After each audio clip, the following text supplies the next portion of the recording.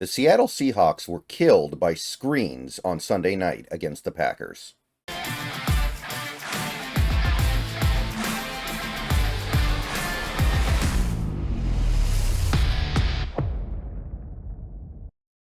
What's going on, everybody? Good morning. It is Thursday, which means a couple of different things.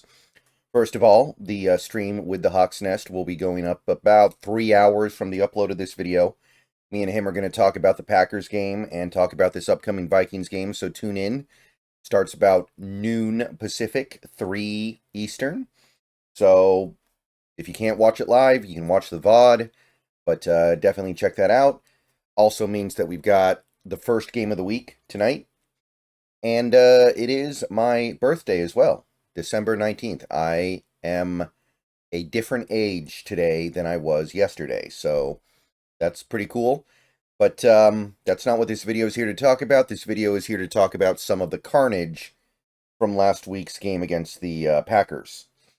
And that carnage is captured decently well by some of the coverage data. I like to do this every week, just get a feel for who is actually not pulling their weight on this team in terms of coverage and who is. So the thing that really stands out when you look at these numbers for me is how badly we got abused on plays at or behind the line of scrimmage in the passing game.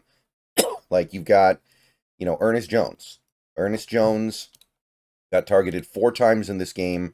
I believe it was 4 completions, and it was a little more than 40 yards, which doesn't sound terrible, right? Doesn't sound terrible, but it certainly doesn't sound good. His QB rating went up, and you actually break it down a little bit. Only 6 of those yards were air yards. Almost all of it was yak. 36 yards of it was yak. So we're seeing various players catch short passes and take them for a long distance after the catch. Mostly screens, dump-offs, checkdowns, whatever you want to call it. Tyrese Knight, kind of the same deal. He gets targeted 4 times. I think it was 3 completions. And 22 yards, not bad. Not bad, right? I'm not saying that in and of itself is terrible, but -3 air yards. So -3 air yards and 25 yards after the catch. Short passes getting taken a significant distance after the catch. So that was kind of the first thing that stands out. Not a lot of air yards, but still a lot of destruction on the part of the Packers offense last week. And you have Uchenna Nwosu as well. Uchenna Nwosu allowed his first completion of the season. Only 12 yards. I'm not saying that was that's not why we lost, of course. But -4 air yards, 16 yards after the catch. So when you add it all up between those 3 players, because none of the other edge players were targeted in this game according to PFR. I think PFF has something a little bit different, but point is, over and over and over again, they targeted receivers at or behind the line of scrimmage, and we couldn't keep up. We couldn't handle it very well. And like in some cases it's not terrible, but it's still the thing that sticks out to you looking at these numbers. So that was consistent with what I think we saw in the game, and it's a big reason why, even though we did an okay job generating pressure, it wasn't really impactful pressure, because it felt like every time we got pressure, Love was able to just get it off to a running back, and it was like, well, we got pressure, but Green Bay kind of let us have pressure so they could get the screen pass off, so I don't even feel like it mattered that much. Other than that, I mean, obviously they beat us other ways as well, right? Like Witherspoon, he didn't have one of his better days. He only got 3 targets. It was, 3 completions for a grand total of 37 yards. I mean, it's not good. It's not what killed you necessarily, right? And in this case, it was a lot of air yards. Of course, you have outside cornerbacks. They're going to be giving up more air yards than your linebackers and edge rushers. But, that included in that was a touchdown. Now, that touchdown was garbage time. It's not like I'm going to sit here and act like that touchdown cost us the game. It didn't. Not even close. And that was a lot of the yardage as well. But Witherspoon didn't have a big impact on this game, regardless of that play. And his QB rating allowed on this season's now up to 103. So I still think he's playing fairly well. I still think that we are getting a good season out of him, but I think he was better last year, and you could call this at least a little bit of a sophomore slump. And Reek Woolen, the numbers aren't even going to tell the full story here. The numbers tell you 4 targets, 3 completions for 54 yards, right? That's bad, okay? But that doesn't even tell the full picture. And you can see it's pretty much all air yards, again, outside corner. But he gave up a touchdown in this game. He got a 35 to 40 yard pass interference flag that set up a chip shot field goal. And the only reason why I didn't set up a touchdown was because there were 4 seconds left in the half. So that doesn't get counted here. So you add that, and it's more like, you're closing in on 90 yards. And I know these numbers don't look that bad. They don't, right? You're looking at these numbers and you're like, wow, he's had a much better year than Witherspoon.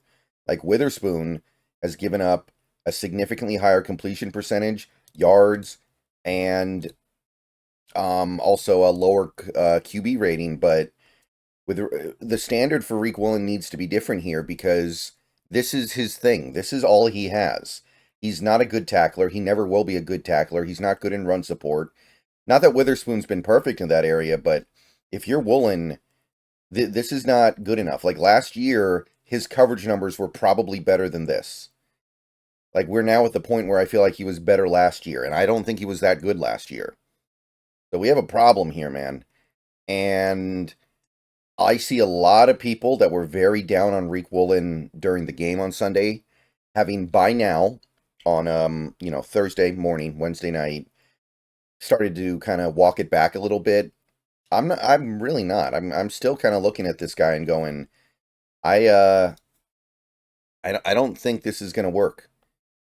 Because again, I think a big part of it is effort. I don't see the effort. So I guess you could talk a little bit about how we didn't do a great job getting pressure on Jordan Love, and that causes some of the problems. Okay, there's a little bit going on there, but like, at the same time, you look at some of those reps, and it's really hard to defend. Again, these numbers don't even do it justice how bad he was. We're not even talking about the roughing the passer penalty, which was an incredibly stupid play. All right, Josh Joby. Numbers not too bad. I know people were roasting him after that game, and I kind of get why, but 4 targets, 3 completions, and 21 yards.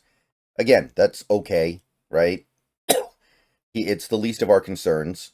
I can understand why some people are a little bit antsy about some elements of his performance, but at the same time, we have bigger problems, much bigger problems.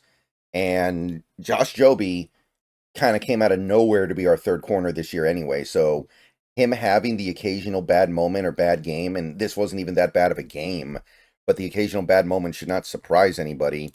And like, his QB rating went up 1.5 points, whatever. Like, I am hard pressed to believe that's why we lost this game. Safeties, Julian Love got targeted once, and it was not completed, so nothing really changed there. His QB rating went down a little bit. Same for Rayshon, actually. He got targeted once, incomplete, so no change to his numbers. The only safety who gave up anything was Kobe Bryant. 3 targets, 2 completions for 28 yards. So, actually, really not a big change to anything. All right. That's it. That's all we got. Kind of quick, but at the same time, pretty universally bleh, right? There's not a lot here to be happy about. There's not a lot here to be excited about. It's just all kind of like, some of it's passable. There's nothing really here good. All right. See you guys later. More videos coming soon. Go Hawks.